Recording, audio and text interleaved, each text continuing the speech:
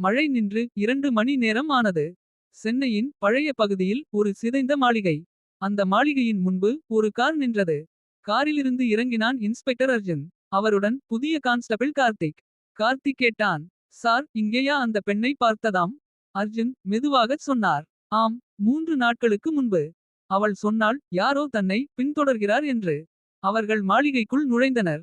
கதவு அறை திறந்து குளிர் காற்று முகத்தில் தாக்கியது. மாளிகையின் உள்ளே தூசி தட்டிய புகைப்படங்கள், உடைந்த நாற்காலிகள். சுவரில் ஒரு பெரிய ஓவியம், ஒரு பெண். அவளின் கண்களில் ஒரு ஒளி பளபளத்தது. அர்ஜுன் அதை நோக்கினார். இது அவள்தான், ரேவதி. ரேவதி ஒரு புகைப்பட கலைஞர்.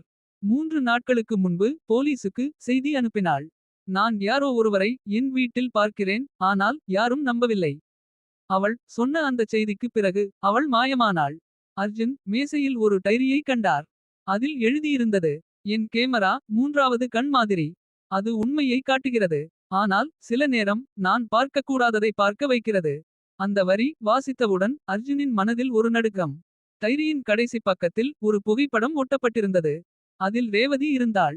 ஆனால் அவளின் பின்னால் ஒருவன் நிழல் போல நின்றிருந்தான். அது யார் என்று தெளிவாக தெரியவில்லை. திடீரென மேலிருந்து ஒரு ஓசை. சார், யாரோ மேலே என்று கார்த்திக் கத்தினான். அவர்கள் விளக்குடன் மேலே சென்றனர். அந்த நேரம் கதவு தட்டுப்பட்டு மூடியது. அவர்கள் திரும்பி பார்த்தனர். சுவரில் இருந்த அந்த ஓவியம் காணவில்லை. அது எங்கே போனது? மறுநாள் அர்ஜுன் ரேவதியின் தோழி அனிதாவை விசாரித்தார். அவள் சொன்னாள். ரேவதி யாரையோ சந்தேகப்படுத்தினாள் சார். ஒரு மனநல மருத்துவரை சொன்னாள். அவரின் பெயர் டாக்டர் தேவன். அர்ஜுன் திடுக்கிட்டார். ஏனென்றால் தேவன் அவரின் பழைய நண்பர். அந்த இரவு அர்ஜுன் மருத்துவமனைக்கு சென்றார். தேவன் சிரித்த முகத்துடன் சொன்னார். ரேவதிக்கு மனநிலை சரியில்லை அர்ஜுன். ஆனால் அர்ஜுனின் கண்கள் தேவனின் மேசை நோக்கி சென்றன. அங்கே இருந்தது ரேவதி எடுத்த அதே புகைப்படம். அந்த புகைப்படம் லேப்க்கு அனுப்பப்பட்டது. இன்ஃப்ராரெட் பில்டரில் பார்த்தபோது நிழலாக இருந்த மனிதனின் முகம் தெளிவானது. அவர் டாக்டர் தேவனே. அர்ஜுன் மருத்துவமனையின் பழைய ஆவணங்களை ஆராய்ந்தார். அங்கே தெரிந்தது. 3 ஆண்டுகளுக்கு முன்பு ஒரு நோயாளர் மர்மமாக இறந்தார். அவளின் பெயர் ரேவதியின் சகோதரி.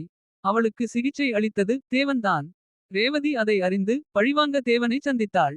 ஆனால் தேவன் அவளின் மனதில் மாய உருவத்தை உருவாக்க முயன்றான்.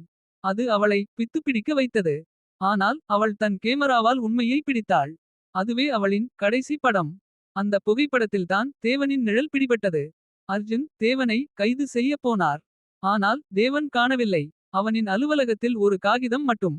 3வது கண் திறக்கப்பட்டது. யாரையும் நம்பாதே. அதிலிருந்து அர்ஜுன் வித்தியாசமாக மாறினார். அவர் நிழலில் தேவனை பார்க்கத் தொடங்கினார். கண்ணாடியில் கூட தேவனின் முகம். அந்த நேரத்தில் கார்த்திக் ஒரு செய்தி சொன்னான். சார், ரேவதி உயிருடன் இருக்கிறார். அவர்கள் அவளை கண்டுபிடித்தார்கள். அவள் சொன்னாள். அவன் இன்னும் உயிருடன் இருக்கிறான். அவன் உன் மூளைக்குள் நுழைந்து விட்டான் அர்ஜுன். அந்த இரவு அர்ஜுன் தன் வீட்டில் தேவனின் குரலை கேட்டார். அர்ஜுன், நீயே அடுத்த சோதனை. அவர் கண்ணாடியை நோக்கி பார்த்தார். அதில் தனது முகம் இல்லை. அது தேவனின் முகம். அடுத்த நாள் காலை அர்ஜுன் மயங்கி கிடந்தார். சுவர் முழுவதும் ஒரே வரி. 3வது கண் திறந்தது. ஒரு வருடம் கழித்து மனநல மருத்துவமனையில் ஒரு அறிக்கை. அர்ஜுன் இன்னும் தேவனின் குரலை கேட்கிறார். ஆனால் டாக்டர் தேவன் 3 வருடங்களுக்கு முன்பே இறந்தார். கேமரா மெதுவாக ஒரு புகைப்படத்தை காட்டுகிறது. ரேவதி, அர்ஜுன், தேவன் மூவரும் ஒரே படத்தில். பின்னணியில் 3வது கண் போல ஒளி பளபளக்கிறது.